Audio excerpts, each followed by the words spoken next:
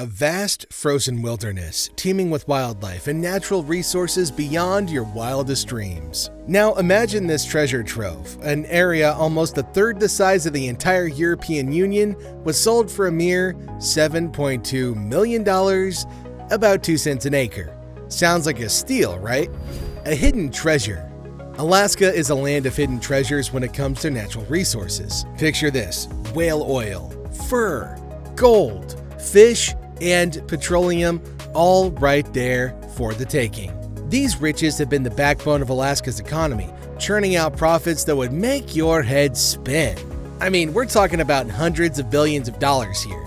And what's even more fascinating is how these resources have turned the tables for Alaskan residents. See, they don't pay state sales tax or income tax. And on top of that, they get a sweet stipend of about $1,600 per year, all thanks to the Alaska Permanent Fund.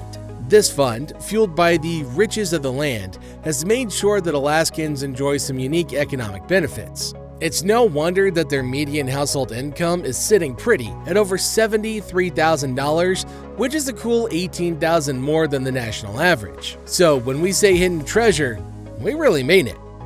Alaska's strategic importance. This region isn't just about its riches. Alaska's got some serious strategic importance too. See, during World War II, this place was like a military stronghold. It served as a crucial defense outpost, safeguarding our interest in the North Pacific. Fast forward to today, and Alaska is emerging as a real Arctic power. The melting Arctic ice is opening up new trade routes, and that's where Alaska comes in. It's like a gateway to the Arctic, which is becoming increasingly vital in a globalized world. And let's not forget about those substantial oil reserves that Alaska's been sitting on. With the world's appetite for energy, these reserves hold a ton of importance. So when we talk about Alaska's strategic position, it's not just about its breathtaking landscapes, it's about its role in shaping world events and securing our future. Russian expansion and exploration. You see, Russia was quite the adventurer in the mid-1500s, becoming the first European power to explore these northern territories. It all started in 1581 when they made a bold move and overran the colonies of Siberia, which was controlled by a descendant of Genghis Khan. This marked the beginning of Russia's conquest of Siberia, and boy, were they successful! In less than 100 years, they'd conquered the entire shebang and reached the mighty Pacific Ocean. They even founded the city of Okhotsk, which turned out to be their main base on the Pacific coast. These Russian explorers were like the trailblazers of their time. In the early 1700s, when Peter the Great was calling the shots in Russia, he had his eyes set on the Far East. He chose Okhotsk as the hub for his grand eastern explorations and picked a Danish explorer named Vitus Bering to lead the first Kamchatka expedition. Try saying that 5 times fast. Oh wait, okay. Can you imagine setting sail with no way to communicate with the world for years? To some, that sounds like a weekend getaway, but to me, that sounds pretty crazy, and that's exactly what they did. These guys were the first Europeans to spot Alaska, confirming the existence of a strait that would later be named after Captain Bering himself. They spent nearly 3 years at sea, making detailed maps of eastern Siberia, which, until then, were just blank spaces on maps. Now, why was the Russian presence so crucial? Well, their expansion was fueled by the lucrative fur trade, a desire to spread the Russian Orthodox faith, and the need to add new taxpayers to their empire. Russian America and negotiations. So, Russian America was no small deal. They set up shop in these northern lands back in the day. The establishment of Russian America was like laying down roots in this rugged wilderness. They named it Russian America, and boy, did they mean business. But what really set the stage was the fur trade. These Russians were all about the cute little furry and floofy critters. But they didn't hug them, they hunted them. We're talking seals, beavers, and foxes, and they hunted them down like there was no tomorrow. You could say that they were the fashionistas of their time, as those fur pelts were highly sought after in European markets. But here's the catch. These early Russian settlers weren't exactly friendly neighbors. You'd go and ask to borrow a cup of sugar and they'd give you a belly full of lead. The treatment of native peoples, yeah, it was pretty far from rosy. See, they took the native leaders' children as hostages and used brutal force. By the mid-1800s, the native population had plummeted, especially on the Aleutian Islands, where over 90% of the indigenous folks were completely wiped out.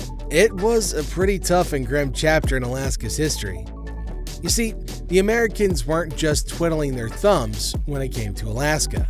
There were some mighty good reasons for their interest. First off, they saw dollar signs in those rich Alaskan resources, like gold, fur, and fisheries. Plus, Alaska's strategic location for trade with Japan and China definitely had their attention. These Americans were already getting their feet wet in commercial whaling in Alaskan waters. So, when the opportunity to purchase Russia-America arose, they were all in. But the negotiations were not a piece of cake, though. See, it took some time, with key figures like William H. Seward and Edward de Stockel playing pivotal roles. But eventually, the deal was struck, and Alaska changed hands. It's like a game of high-stakes poker with a whole lot at stake. And that, my friends, is how Alaska became part of the good old US of A. The purchase. In this grand sale of Alaska, the United States essentially cut a deal with Russia to acquire the territory. It was a transaction that changed the map, both literally and figuratively. The sale went down in 1867, and it was quite the bargain. Imagine, the US snagged an area nearly a third the size of the entire European Union, and they did it all for a whopping $7.2 million. That's like buying a mansion for the price of a decent car. Now, it's worth noting back then that it was about 2 cents an acre. Now, once Uncle Sam took ownership, they decided to give this massive piece of land a new name. They went with Alaska, which happens to be derived from the Inuit word for the mainland, a fitting name for this rugged, beautiful land. So the purchase was a steal, the name was coined, and Alaska officially became part of the United States of America. The myth of Seward's folly. You see, this notion stems from the idea that the purchase of Alaska was collectively ridiculed by a majority of the American population. But guess what? That's not quite how it went down. The origins of this myth are somewhat murky, but it's safe to say that not everyone was thrilled about the purchase initially. Now, when the news broke about this colossal transaction, newspapers had a field day. Some did poke fun at it, coining the term Seward's Folly as a playful jab at William H. Seward, who played a big role in the purchase. However, here's the kicker. It actually wasn't a universal sentiment. If you dig into the archives and look at influential newspapers at the time, you'll find quite a different story.